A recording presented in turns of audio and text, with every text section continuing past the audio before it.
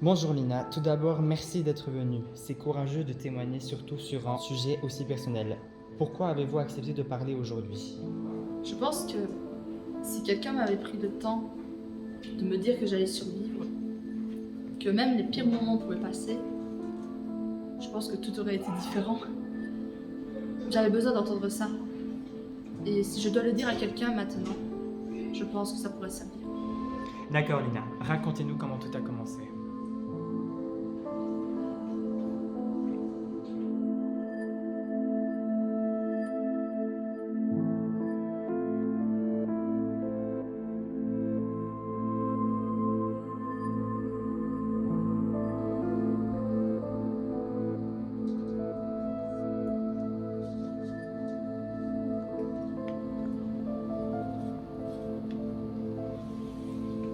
Quand on passe son temps à se sentir inadéquate, on commence à voir son reflet comme un ennemi.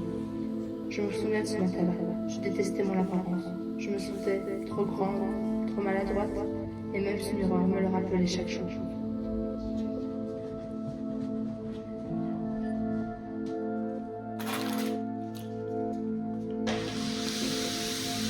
Bonne journée chérie, travaille bien à l'école.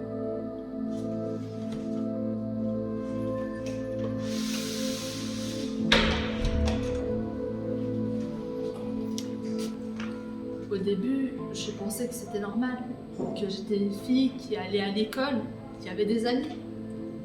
Mais la réalité, c'est que je me sentais si seule, si triste, comme si je disparaissais peu à peu. Au début, je pensais juste que c'était passager, que peut-être j'étais la seule à me sentir comme ça. Et puis, je me suis vite rendu compte que je commençais à penser que la seule façon de m'en sortir, c'était de tout arrêter.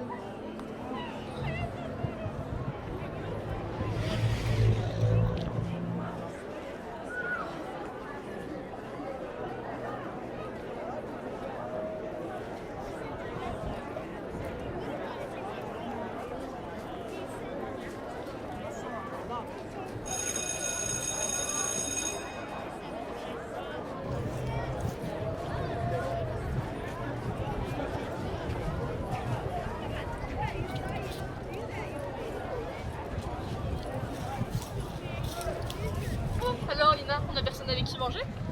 Ça te dirait qu'on te donne des cours pour apprendre à être normal? Non mais franchement à l'évidence, il n'y a rien à faire pour elle, même les profs ignorent. Franchement, qu'est-ce qu'il faut encore ici? J'avoue. Ils prenaient plaisir à me voir souffrir. Ils avaient le pouvoir, et moi, je me sentais comme une ombre dans leur monde, insignifiante. Et personne n'a essayé de vous aider? Personne n'a vu ce qui se passait? Si, mais je n'ai pas su directement. C'était comme si c'était normal pour tout le monde. Peut-être qu'ils voyaient, peut-être qu'ils savaient, mais personne n'a essayé de m'aider. Je me sentais tellement seule, tellement insignifiante. Les mots, ils sont touchants, vous savez. Ils s'incrustent, ils s'imprègnent en vous et deviennent une partie de vous. C'est pour ça que je suis là. Parce que si je peux dire une chose aujourd'hui, c'est que personne ne devrait avoir à subir ça. Et que parfois, même un simple regard, un simple mot gentil, ça peut faire toute la différence.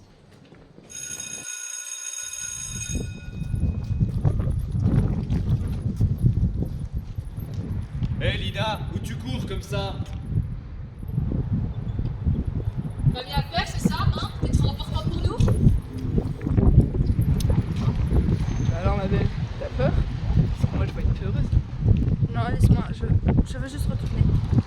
On n'a même pas commencé à s'amuser, tu te crois trop importante que pour rester un peu avec nous?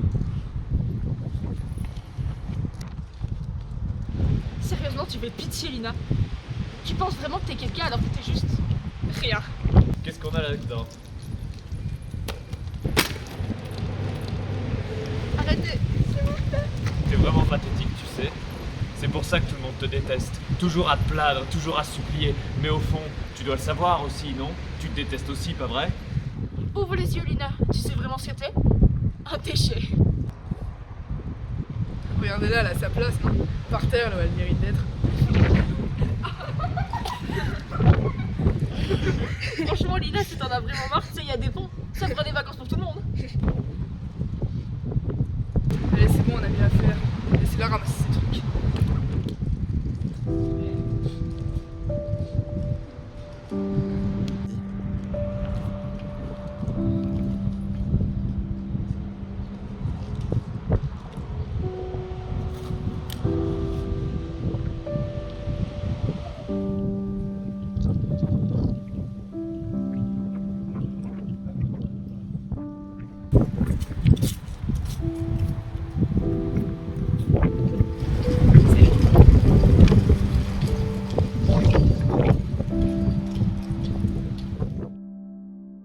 On se voyait presque tous les jours, Léo et moi.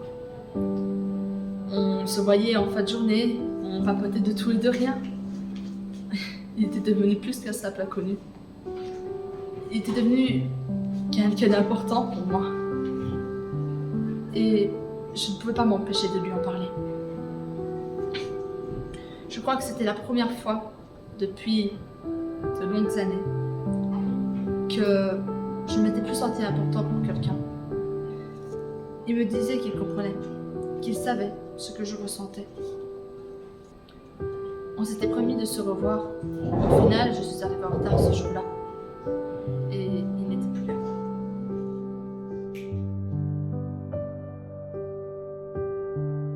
Je n'en pouvais plus. Peut-être que c'était la seule sortie. Peut-être que tout ce que je ressentais n'avait pas de sens. Que personne ne m'entendait. Que je n'étais rien.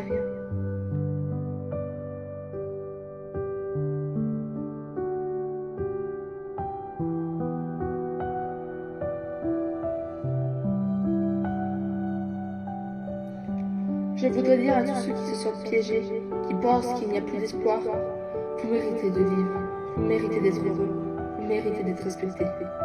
Ne laissez personne faire croire le contraire. Le harcèlement, c'est un acte de faiblesse et vous êtes plus fort que ça. Vous n'êtes pas seul, il y a toujours un chemin pour sortir de la souffrance. Et même si ce chemin est difficile, il existe.